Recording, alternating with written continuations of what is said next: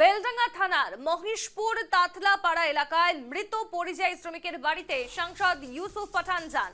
রবিবার সকালে বেলডাঙ্গার বিধায়ক ও দলীয় নেতৃত্বকে সাথে নিয়ে পরিযায়ীর বাড়িতে যান ইউসুফ পাঠান। কথা বলেন পরিযায়ীর পরিবারের সদস্যদের সঙ্গে। ইউসুফ পাঠান জানান, পরিযায়ীদের সুরক্ষা নিয়ে আমি আগেই চিঠি করেছিলাম। দুঃখজনক ঘটনা, পরিবারের শিশুদের পড়াশোনার দায়িত্ব নেওয়া হবে, এমনটাই জানান ইউসুফ পাঠান। बार बार हाथ डूबे मोबाइल डूबे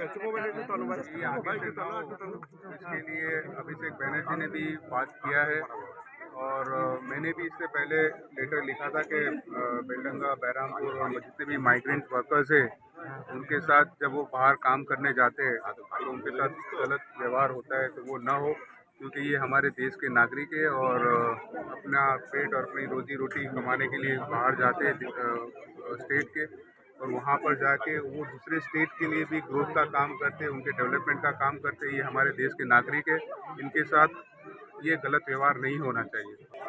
मैंने यही कहा कि ये बहुत पेनफुल होता है जब भी ऐसा इंसिडेंट होता है और ऐसे लोग जो कम्युनिटी को हार्म करते हैं वो पेनफुल होता है देख के। और हमारे जो माइग्रेंट वर्कर्स है सिर्फ उस स्टेट में जाके काम नहीं करते, उस स्टेट के डेवलपमेंट में भी काम करते। तो ये इंसिडेंट्स बार बार नहीं होने चाहिए और इसकी सरकार को नोट लेनी होगी। যেমনটা আপনারা শুনলেন, বেলডাঙ্গায় আজ মৃত পরিযায়ী শ্রমিকের বাড়িতে গিয়ে উপস্থিত হন সাংসদ ইউসুফ পাঠান এবং তা নিয়ে আবারও শুরু হয়ে গিয়েছে রাজনৈতিক চর্চা। আমরা বিস্তারিত জানতে সরাসরি যাব মুর্শিদাবাদে। এই মুহূর্তে প্রতিনিধি শান্তনু রয় আমাদের সঙ্গে যুক্ত হয়েছে। শান্তনু, যে খবরে একেবারে চাঞ্চল্যের সৃষ্টি হয়ে গিয়েছে গোটা বাংলায়, যেখানে সাংবাদিকদেরকেও এই ঘটনার শিকার হতে হয়েছে, আঘাতপ্রাপ্ত হতে হয়েছে, এবং এই ঘটনার পর দুদিনের পর কিন্তু ইউসুফ পাঠান সেই জায়গায় গিয়ে উপস্থিত হয়েছেন এবং তা নিয়ে আবারও শাসক বিরোধী নতুন করে তরজা শুরু হলো, কি জানতে পারছো? দেখো, প্রথম দিন যেদিনটা ঘটনা ঘটে সেই দিনই কিন্তু বারংবার এলাকার মানুষজন বলছিলেন যে কোথায় গেল সাংসদ। এতদিন তার কোনো রকম দেখা সাক্ষাৎ তারা পায়নি, শুধুমাত্র ভোটের সময় প্রচারে তিনি এসেছিলেন, তারপরে কিন্তু তার আর কোনো দেখা পাওয়া যায়নি।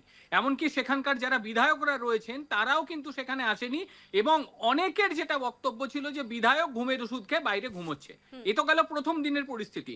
দ্বিতীয় দিনে যখন একই রকম পরিস্থিতি চলছে তখনও কিন্তু তাদের কারো দেখা সেখানে পাওয়া যায়নি, অথচ বারংবার বিভিন্ন মিডিয়া আমরা বারংবার একটা কথা বলেছি যে এই সময় তৃণমূলের যারা নেতৃত্বরা রয়েছেন, যারা বিধায়ক রয়েছেন, যারা সাংসদ রয়েছেন, তারা কোথায় গেল। অথচ অধীর চৌধুরীকে দেখেছিলাম একেবারে প্রথম দিন থেকে সেখানে একটা প্রতিরোধ গড়ে তোলার তিনি চেষ্টা করেছিলেন তাদেরকে আশ্বস্ত করা। তো যাই হোক, আজ তিনি গিয়েছেন, যাওয়ার পরে তিনি কেন এতদিন আসেননি সে সম্পর্কে তিনি কোনো কথাই বলেননি। তার বক্তব্য যে তিনি নাকি এখানেই ছিলেন, অথচ তিনি আসেনি। কিন্তু গতকাল যখন অভিষেক ব্যানার্জির প্রোগ্রাম চলছে বহরমপুরে, সেই সময় অভিষেক ব্যানার্জি বলল যে ইউসুফ পাঠান নাকি তাকে ফোন করেছে, তিনি সেখানে যেতে চান। যদি তিনি এখানেই থেকে থাকেন তাহলে সেই ক্ষেত্রে অভিষেক ব্যানার্জিকে ফোন করে তাহলে তাকে যেতে হবে।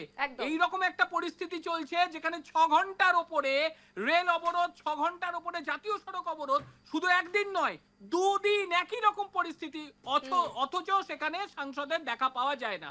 অর্থাৎ সব মিলিয়ে এলাকার মানুষজন বিষয়টা ভালোভাবে নেয়নি। এর প্রভাব আগামী ভোট বাক্সে পড়ার সম্ভাবনা কিন্তু থাকছে সর্বাধিক। স্বর্ণালী, একেবারে অর্থাৎ এইদিকে ইউসুফ পাঠানের কথা তুমি যেমনটা বললে যে তিনি সেই জায়গায় ছিলেন, নিজের কেন্দ্রে থেকেও তিনি এলাকার মানুষদের পাশে তিনি দাঁড়াননি, এবং এর আগেও আমরা দেখেছি যে তাকে একেবারে তার এলাকার মানুষজন একেবারে নিষ্ক্রিয় জনপ্রতিনিধি হিসেবেই জানেন। সামনে নির্বাচন রয়েছে এবং তার আগে এই ধরনের ঘটনা যথেষ্ট প্রভাব ফেলতে পারে বলে মনে করছেন সকলে। একেবারে যথেষ্ট বেশি পরিমাণ প্রভাব ফেলবে। তার কারণ দেখো, অধীর চৌধুরী তার তো কোনো সাংসদ পদ নয়, সে সেখানে গিয়েছিল। গতকাল যেটা আমরা দেখলাম, হুমায়ুন কবির, তিনি সেখানকার বিধায়কও নন, তিনি সেখানে গিয়ে মানুষদেরকে আশ্বস্ত করছে এবং বলছে কেন এরকম করছো, আমি এর বিরুদ্ধে ব্যবস্থা নেব। আর পুলিশ প্রশাসন তারাও কিন্তু হুমায়ুন কবিরকে ফোন করেছে যে আপনি সেখানে গিয়ে পরিস্থিতি সামাল দিক। এই কথা কিন্তু হুমায়ুন কবির গতকাল রাত্রিবেলায় বলেছে। অর্থাৎ একটা জিনিস দেখা যে সেখানে তৃণমূলের বিধায়কদের কোন রকম অস্তিত্ব খুঁজে পাওয়া যাচ্ছে না, সাংসদের কোনো অস্তিত্ব খুঁজে পাওয়া যাচ্ছে না। বিষয়টি স্পষ্ট, যদি এই মুহূর্তে ভোট হয় বেলডাঙ্গা এবং রেজিনগর, এই যে এলাকাগুলো রয়েছে, সেখানে মুসলিম ভোট কিন্তু তৃণমূল কংগ্রেসের থেকে অনেকখানি দূরে সরে গিয়েছে। বলা যায়। একেবারেই স্বর্ণালী। তাই, একেবারেই ধন্যবাদ তোমায় শান্তনু। অর্থাৎ যেমনটা আপনারা শুনলেন যে এই ঘটনা আমরা জানি যে উত্তপ্ত পরিস্থিতি সৃষ্টি করে। গেল পরশুদিন শুক্রবারের কথাই যদি আপনাদেরকে জানিয়ে রাখি, যেখানে রেল অবরোধ হয়ে গিয়েছিল, যেখানে জাতীয় সড়ক অবরোধ হয়ে গিয়েছিল, টায়ার জ্বালিয়ে বিক্ষোভ দেখিয়েছেন অনেকেই, এবং এলাকার জনপ্রতিনিধিরা সেখানে আসেননি, একেবারে নীরব দর্শকের ভূমিকায় যেন শীত ঘুমেছিলেন।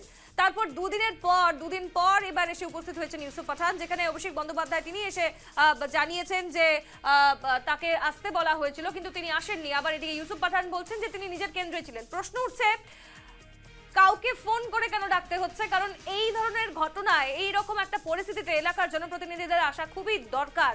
একজন জনপ্রতিনিধি হয়ে সাধারণ মানুষের পাশে যদি দাঁড়াচ্ছেন না, তা কিন্তু আগামীতে নির্বাচনে যথেষ্টই প্রভাব ফেলবে, এমনটাই মনে করছেন তিনি সকলে।